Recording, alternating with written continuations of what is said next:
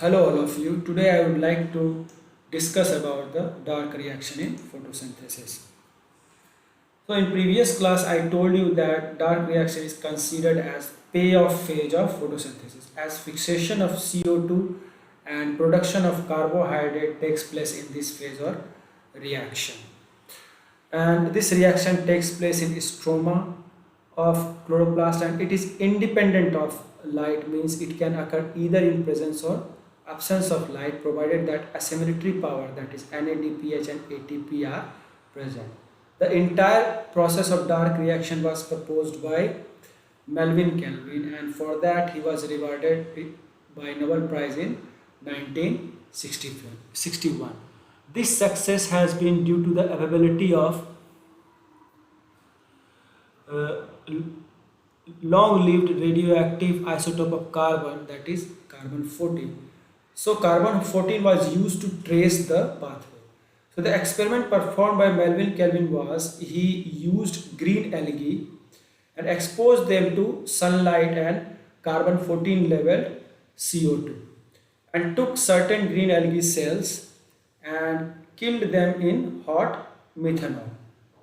And after few minutes, when he killed those cells, he examined the product which were obtained in those green algae, and that's how he kept tracing the path of the C14, and whichever compound had the C14 he was able to interpret that these compounds synthesize first, then next, and so on. And that's how he got the entire cycle.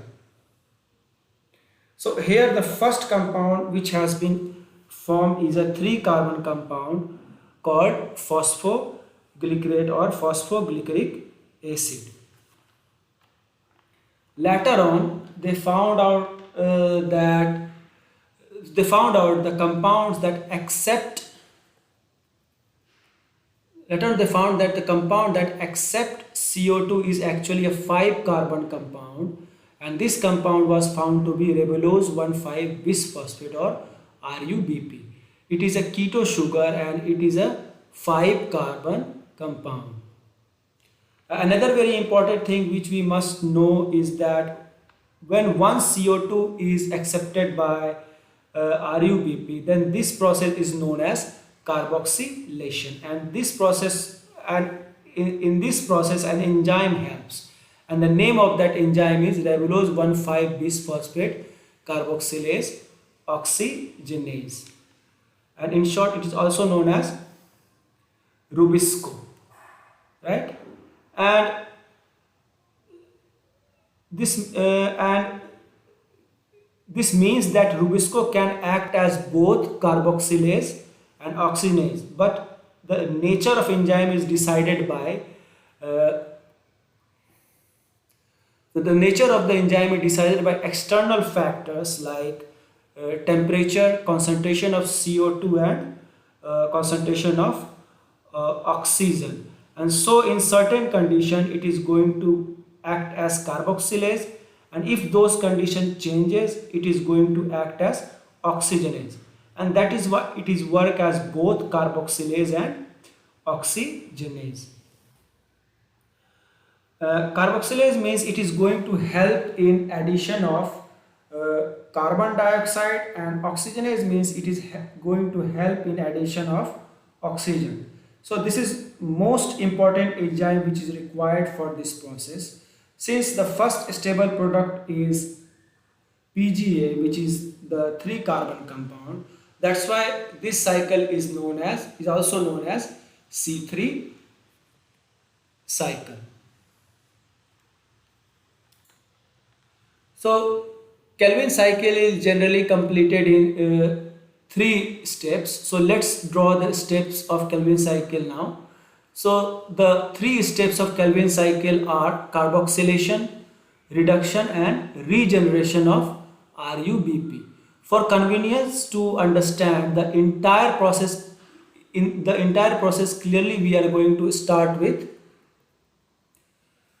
3 CO2 molecule accepted by RUBP, and by the end of the cycle we will understand why we have started with 3 carbon dioxide.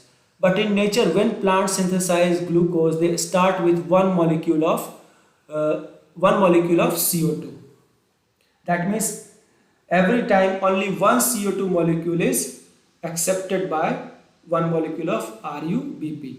So this is the CO2 molecule which is accepted by RuBp, that is ribulose 1,5-bis phosphate. So here we have to understand the number of molecule which we are starting with, and we will keep a track of the number of carbon atoms. We will start with 3 carbon dioxide molecules. So 1 carbon from each carbon dioxide means there are 3 carbon here. So RuBp is a 5 carbon molecule, and here 3 RuBp are going to accept 3 CO2 molecule. So this is a 5 carbon compound. That means the total number of carbon which are coming from here are 15 carbon, right? And the enzyme which is going to help in this process is Rubisco, and here it is acting as carboxylase because it is helping in addition of CO2 to RuBp, right? And the first stable compound which Calvin isolated was phosphoglyceric acid, which is also written as 3-PGA. This PGA is 3 carbon compound. So here 6 molecule of this 3-PGA have been synthesized. So 6 molecule of 3GA meaning 18 carbon in all. So 15 carbon coming from RuBp, and 3 carbon here, 3 carbons are here coming from 3 carbon dioxide molecules. So total would be 18 carbon, and here we are able to have those 18 carbon atom. Now this phosphoglycerate, where the phosphorus or phosphate is in 3rd carbon atom, will undergo phosphorylation. Since there are 6 PGA here, so there would be 6 ATP required for phosphorylation. And the molecule which we will get here is which we will get after the phosphorylation of 3-phosphoglycerate is 1,3-bis phosphoglycerate. It has 2 phosphates, one at carbon number 1 and second at carbon number 3.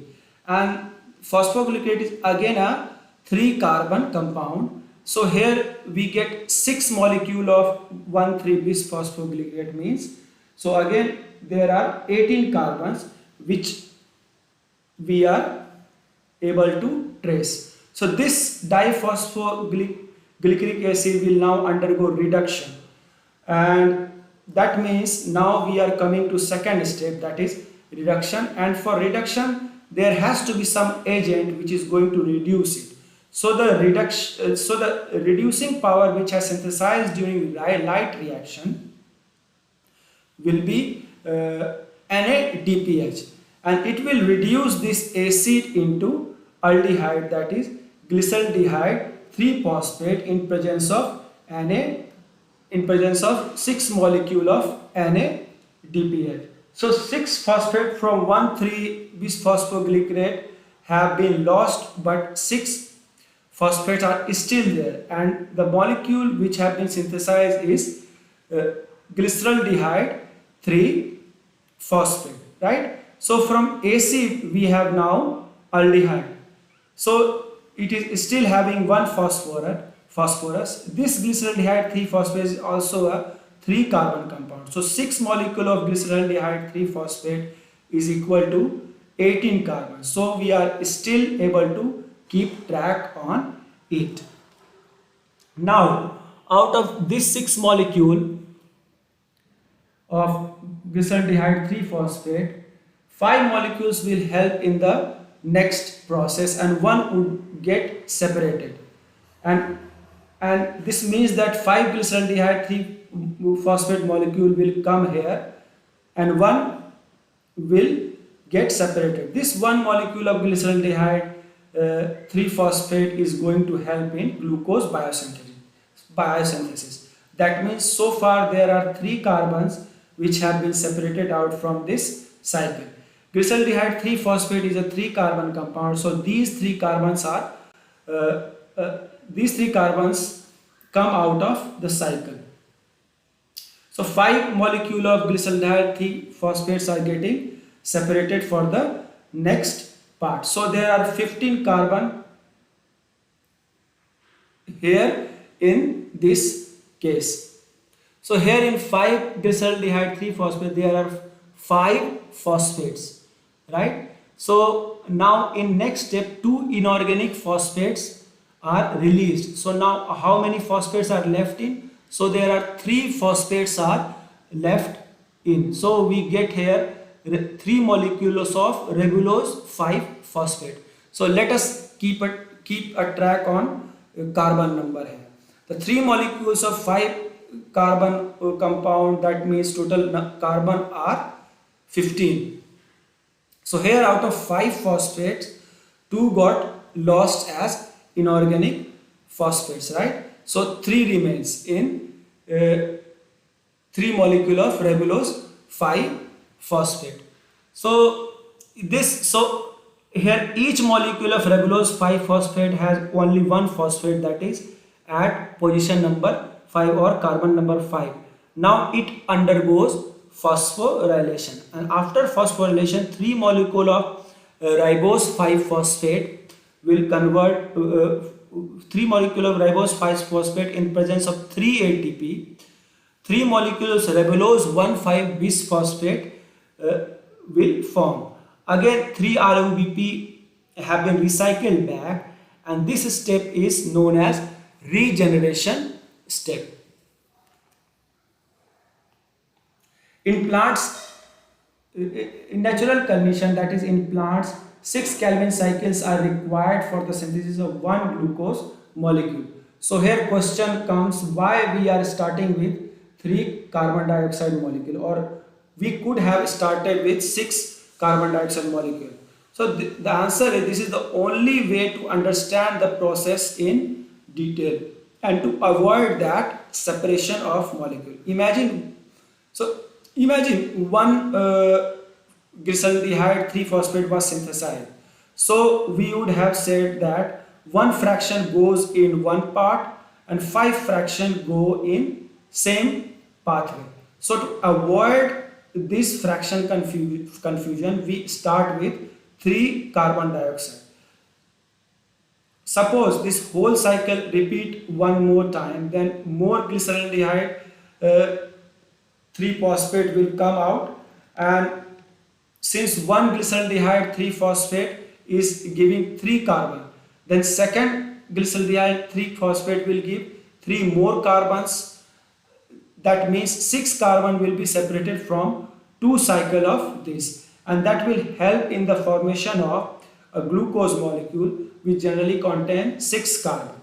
So now let us count what is required for synthesis of one glucose molecule. That is how many ATP and NADPH are required for the synthesis of one glucose molecule. So for the formation of one glucose molecule, 2 Kelvin cycles are required, right?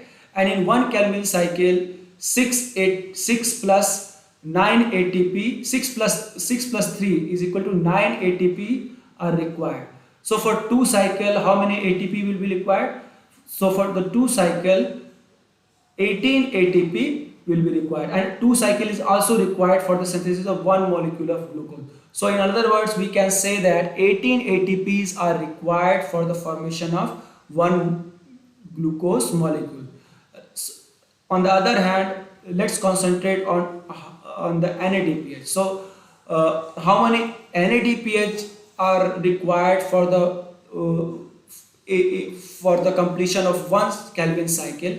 So here it is, 6 NADPH have been required for the completion of 1 Kelvin cycle, and for the formation of one glucose molecule here 2 Kelvin cycles are required. That's why how many NADPH are required for the completion of 2 Kelvin cycle?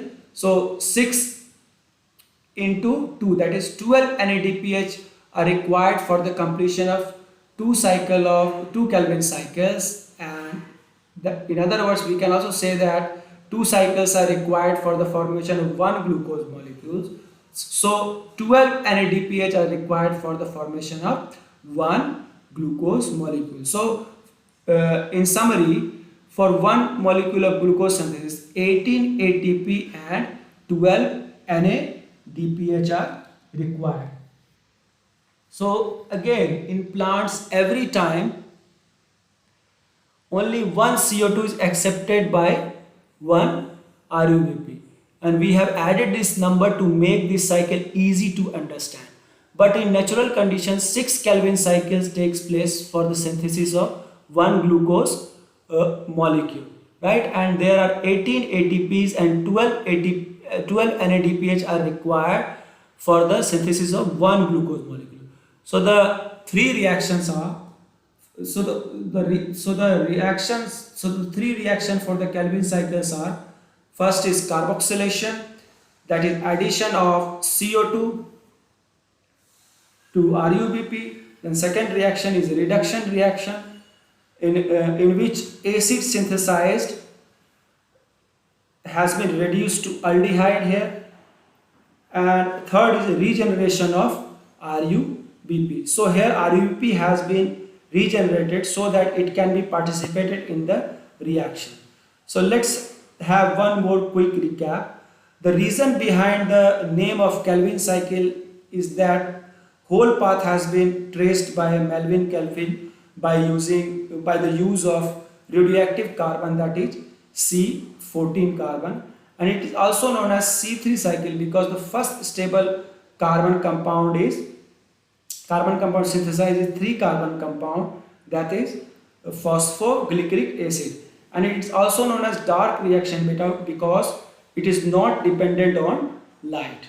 So this is all about Kelvin cycle. Now I would like to discuss about photorespiration. So in normal conditions, CO2 has been accepted by RUBP and converts into phosphoglyceric acid with the help of an enzyme that is known as Rubisco, and full form Rubisco is ribulose bisphosphate carboxylase oxygenase. So here Rubisco acts as carboxylase, right? And behavior of Rubisco changes with condition. And what are those conditions? Those are temperature, carbon dioxide concentration, and oxygen concentration. So Rubisco acts as an oxygenase at higher temperature and higher concentration of oxygen. In these two conditions, if these two conditions are seen, then instead of normal carboxylation activity, Rubisco activity starts as oxygenase. Now, what difference would have caused if it would act as oxygenase? So the difference is this RUBP instead of binding to CO2 will now binds with oxygen. That means oxygen is taken in and oxygen is taken in, and in this process some different compound will be synthesized like glycolate, and by the end of this CO2 will be released. That means it is exactly opposite to the Kelvin cycle or C3 cycle, that is in photosynthesis, where CO2 is taken in and oxygen is given out. But in photorespiration, oxygen is taken in and CO2 is given out, right? So in general, respiration, that is in our body, respiration means what? In respiration, oxygen is taken in and CO2 is given out. Since this happens in plant and in presence of light, so this process is known as photorespiration. So this is actually a problem for plants because if oxygen is taken in and CO2 is given out, this carbon of CO2 must be coming from some carbon compounds which has been synthesized as a result of photosynthesis. So we can say like that, like this, that photorespiration undoes the work done by photosynthesis. That means in case of photosynthesis, carbon is fixed, but in photorespiration, carbon is released in the form of CO2. So whatever done in photosynthesis is undone by photorespiration. Now let's see the plants in which the problem is common. So the example where it can be seen are mainly temperate plants. Again, in plants, so the temperate plants would include wheat, rice, barley, etc. These are the most common, but actually all those plants which perform C3 cycle, wherever they encounter these situation, that is higher temperature and higher oxygen concentration, in these conditions Rubisco will act as oxygenase. So whatever done by photosynthesis in this case will be undone by photorespiration. So now let's talk about in detail the process of photorespiration. Photorespiration involves three organelles, that is chloroplast, peroxisomes and mitochondria, and that means that entire process gets completed in these three organelles. So in normal case, what should have happened? Here Rubisco would have accepted CO2 molecule and accepted CO2 molecules, here RUBP would have accepted CO2 molecule and converted into PGA. But in this case, at higher temperature and higher oxygen concentration, oxygenase nature of Rubisco will be activated, and now RUBP will bind with oxygen to form phosphoglycolate, and then after that phosphoglycolate, after releasing inorganic phosphate, will converted into glycolate. Then after this, glycolate will diffuse into peroxisome. Because of this whole process is known as glycolate cycle. So because glycolate is the first stable product in photorespiration, and glycolate is 2 carbon compound. That's why photorespiration is also known as C2 cycle. So in the next step, this glycolate will convert into glycine, and glycine will diffuse into mitochondria, where by releasing one CO2 molecule, it will convert into serine. So in mitochondria, the loss of carbon takes place in the form of carbon dioxide during the conversion of glycine to serine. So this point is very important for you. So you should remember this point, that where actually the loss of carbon takes place in photorespiration. So now this serine has been diffused to peroxisome, where it converts into glycerate, and this glycerate will again diffuse into chloroplast, and in chloroplast it will convert into phosphoglyceric acid, and this phosphoglyceric acid again recycle back and form ribulose, and helps in the formation of ribulose 1,5-bisphosphate. So this is all about photorespiration. So because of this whole process is known as, because of the formation of glycolate, whole process is known as glycolate cycle.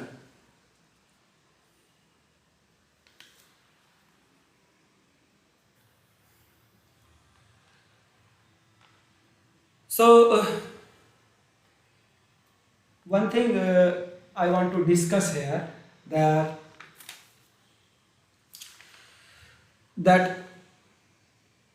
this is one kind of problem which C3 plants are facing in daily basis. So there are some other plants which show adaptation to avoid photorespiration, and they are known as C4 plants, right? And so C4 plants generally avoid this, generally adapt in such a manner that it can avoid this photorespiration process. So about C4 plant, I will talk in the next class. So today this is all about this class, and if you have any problem you can write me without any hesitation. So thanks to all of you, and bye bye.